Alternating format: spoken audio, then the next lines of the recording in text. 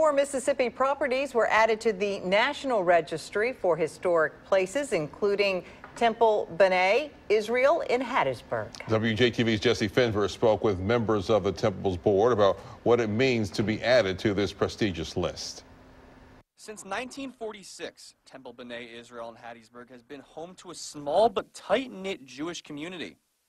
Now standing for 70 years, the temple is officially being recognized by the National Registry as a historic location.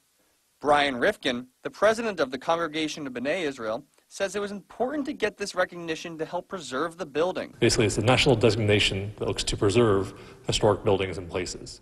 And so because this congregation is 120 years old, and we are currently at this location for 70 years, we thought we needed to do something to preserve our history and try and do things to improve our building since we've been here for so long. One of the temple's oldest members is Jerry Schemper, who's very happy that the building is being recognized like this because of how far the congregation has come since he was a child.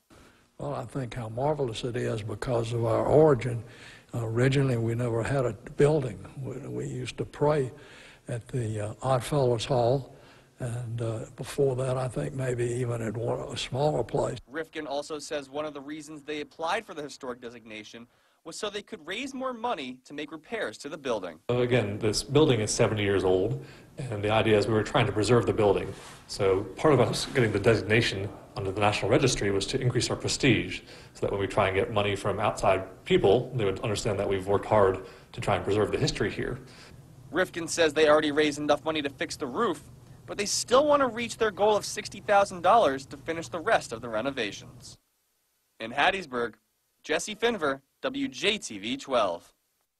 3 other locations were named to the National Registry, including the Myrtle Hall Branch Library for Negroes, Hattie Casey Elementary School, and Pearl Span Elementary School.